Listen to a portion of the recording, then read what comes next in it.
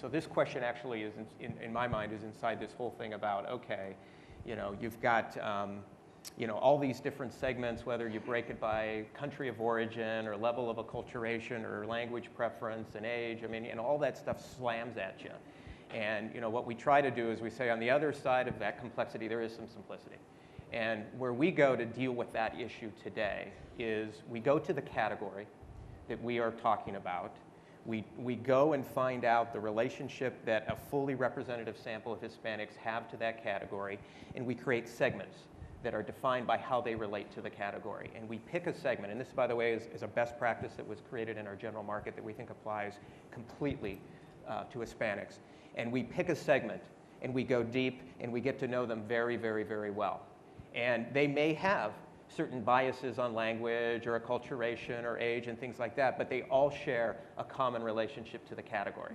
And then that's what we go and engage them with, is based on the category. And we find that is the way to deal with all of that noise in the system and get to what really we believe makes the most sense to drive the business. Great. Well, we've had, as I mentioned earlier, we've had some studies over the years we've been working with Grupo Gallegos that have shown us a lot more than any of us imagined we would ever know about the Hispanic market and the individual Hispanic consumer.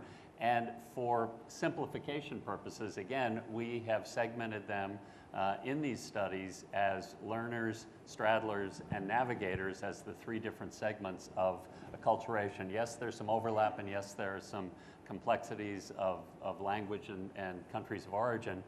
But we found that in that, going back to, I think, what is the crux of your question, there is an intersection between the navigator community, the highly acculturated, very comfortable, in fact, sometimes more comfortable in English than in Spanish, segment of the Hispanic population who, even though their roots, their culture, their language, their family, their food is rooted in the Hispanic culture, most of what they consume in terms of media and entertainment is quote-unquote general market.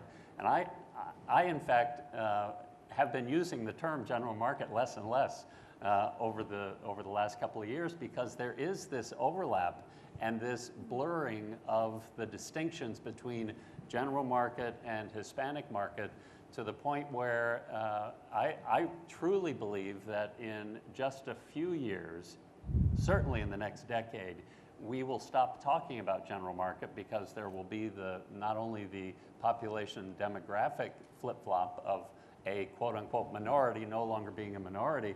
I think that term will become archaic, the term general market and Hispanic market. We'll be talking to our consumers in the best, most effective, most targeted way possible.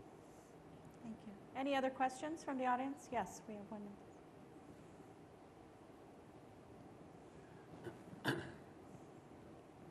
Actually, my question is building on what you just said. Yeah, in a few years, actually, the so-called general market will become the great minority, right? I would like to know how your companies are visioning that future when it comes to your relationship with agencies.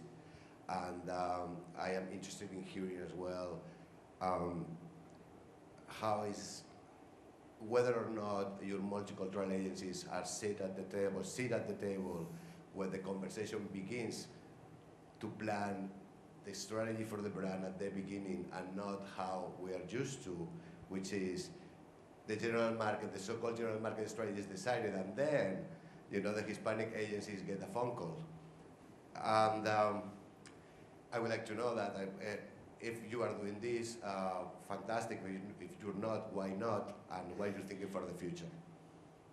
Well, I can say emphatically that Grupo is not only at the table, but they are active participants and vocal and really creative in their approach to just what I was talking about talking to our consumer in California, who is increasingly Hispanic in background. The general market and the Hispanic market, in our case, don't merely, and I think the same is true from what I've heard from these two brands, it's it's no longer, I think maybe in the old days it used to be an afterthought or a translation of an English market, general market campaign.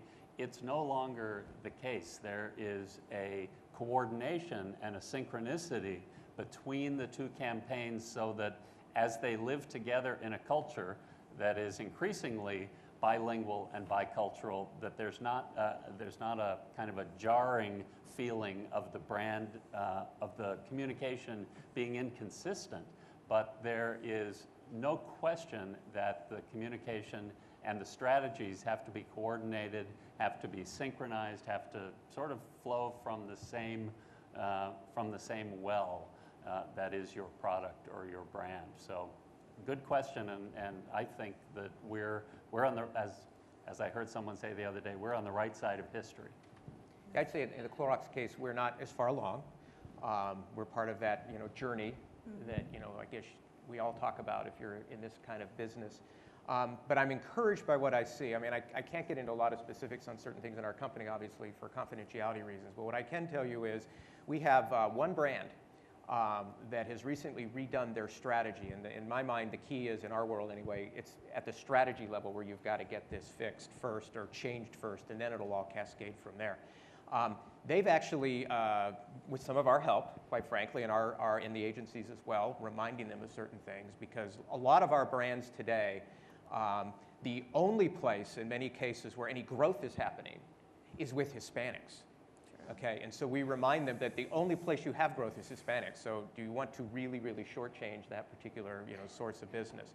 In other cases where there's still some growth in the, let's get correct, not Hispanic side of, of the marketplace, the Hispanic growth is well above that, for lots of, reasons that you're probably quite familiar with.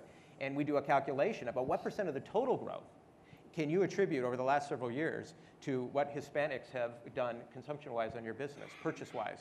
And we see numbers that are north of 50% of the growth of our business is coming from Hispanic. Again, we're analytical, we're objective. You show those numbers, a few times, and people start to go, wait a minute, I have to pay attention to this because my bonus in my career, in fact, is going to be based on what these people can do, right? And so you get into the strategy at that point. So we have one brand, actually, that has come forward and declared and gotten, approval from the highest levels of the company. And they said that we no longer actually are a general market brand. We are actually going to be a brand that is going to focus entirely with our resources on Hispanics and African American, because they have a wonderful development there as well. And we're actually going to be, they are going to become the first brand in the company that's sort of going to have that kind of profile to it. And so guess who's going to be at the table always on that business, from henceforth? It's going to be the multicultural agencies at this point. So you back it up with the facts and the growth and get it into the strategy, and all that good stuff will come. Great. Well, I think we're going to have to wrap up here, but I want to thank our fabulous panelists. And if you ever ask yourself, look who's leading, Toyota, Clorox, and California Milk Processing.